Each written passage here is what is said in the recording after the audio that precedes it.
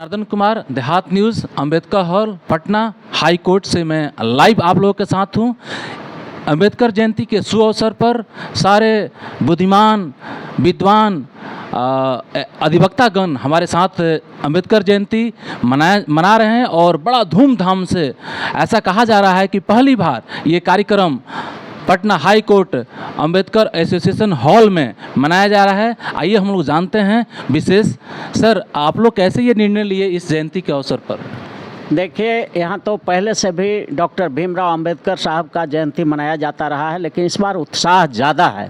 और उत्साह ज़्यादा होने का कारण है कि इस बार जो हमारा पटना हाई कोर्ट के एडवोकेट एसोसिएशन का जो चुनाव हुआ है, उसमें बाबा साहब के सपनों को साकार किया गया है। क्योंकि schedule caste, schedule tribe, MBC, OBC और माइनॉरिटी समाज के जो हमारे प्रतिनिधि हैं, लगभग 60% जीत करके आ गए हैं। तो ये उत्साह बढ़ा है लोगों में और यही होना चाहिए, क्योंकि जब तक सभी वर्गों का प्रतिनिधित्व नहीं होगा एसोसिएशन में और हाई कोर्ट में, सुप्रीम कोर्ट में, जिला न्यायालय में, तब तक हम देश के नागरिकों को न तो सामाजिक न्याय दे पाएंगे, न आर्थिक न्याय दे पाएंगे, न राजनैतिक न्याय दे पाएंगे, न फौजदारी न्याय दे पाएंगे। तो सभी प्रकार के न्याय देने के लिए सभी वर्गों का प्रतिनिधित्व होना जरूरी है। आज अगर बाबा साहब अम्बेडकर यहाँ पर होते तो सबसे पहला काम करते कि कॉलेजियम में जो 6 सदस्यीय कमेटी बनाते, 6 जजों का कमेटी होता कॉलेजियम, जिसमें एक शेड्यूल कास्ट का होता, एक शेड्यूल ट्राइब का होता, एक मोस्ट बैकवर्ड का होता, एक ओबीसी का होता, एक माइनॉरिटी होता और एक सामान्य वर्ग का होता, और तब जाके सभी वर्गों का ये प्रतिनिधित्व होता। दूसरी बात जो हम कहने जा रहे हैं कि बाबा साहब भीमराव अंबेडकर का सपना था कि यहाँ का 1 रुपया $100 के बराबर हो जाए। ऐसा हम भारत को बनाना चाहते हैं, उनका सपना था। और वो रहते तो कर देते, उनके पास विजन था, दृष्टि था। वो कहते थे कि हम ऐसा उद्योग का जाल बिछा देंगे भारत में कि विदेशों का करेंसी यहाँ एकदम बिल्कुल वर्षा हो जाएगा, विदेशी करेंसी की बारिश होगी भारत में, और इतना विदेशी करेंसी आएगा कि हमारा रुपया, 1 रुपया का कीमत $100 के बराबर हो जाएगा। तो ये उनका विजन था। और उनका विजन था कि कृषि पर आधारित उद्योग लगा देंगे और हम इतना प्रोडक्शन करेंगे कृषि उत्पाद और दुनिया में बेचेंगे कि दुनिया का पैसा हमारे यहाँ भर जाएगा। तो ये सब सपना था बाबा साहब भीमराव अंबेडकर का।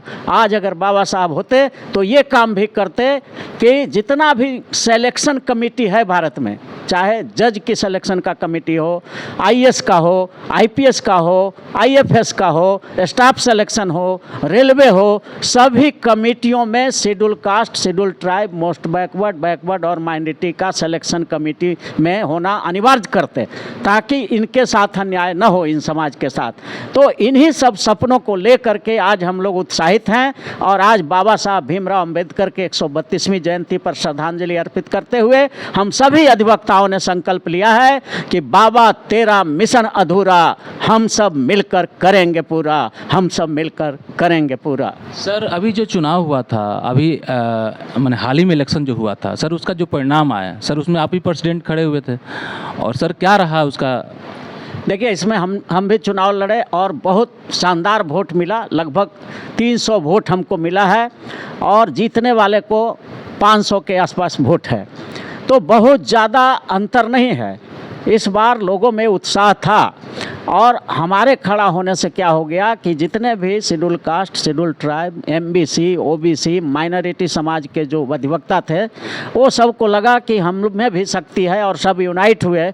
इसका रिजल्ट ये हुआ कि सेक्रेटरी जनरल जो बहुत बड़ा पद होता है, उस पर भी हमारे जयशंकर प्रसाद सिंह जी जीते हैं।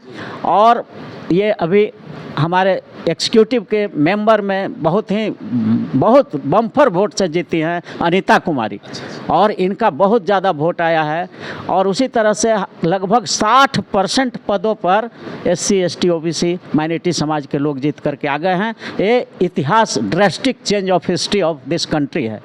और ख़ास करके advocate association Patna high court का ये हिस्ट्री बन रहा है और यहाँ से टर्निंग पॉइंट हो रहा है कि अब हम लोग देश के न्यायपालिका में भी अपना हिस्सेदारी जरूर लेंगे और बाबा साहब के सपनों को पूरा करेंगे। देहात news, Janardan Kumar, Patna high court. आइए जानते हैं अनीता जी से। एडवोकेट अनीता जी, अभी जो इलेक्शन हुआ था, इन्होंने चुनाव बड़ा मजबूती के साथ इतने जीत हासिल की है। आइए जानते हैं कि क्या राज और रहस्य, इन्होंने कैसा संघर्ष और इनमें जो है लोगों में क्या ये रहा। आइए बताइए मैडम कि आपने चुनाव जो भी है कैसे अपने इलेक्शन को जीता। ये मैं तो चुनाव 2-3 बार करा चुकी थी, लेकिन इस बार मैं मूड बनाई हुई थी कि मैं भी खड़ी होंगी इस यूट्यूब में, और मैं पहले से ही तैयारी कर रही थी और मैं मेहनत भी की। और यहाँ मुझे सारे एडवोकेट्स लोग के, हमारे जितने कलीग हैं, सीनियर हैं, हमारे सब लोग का हमें बहुत सपोर्ट मिला।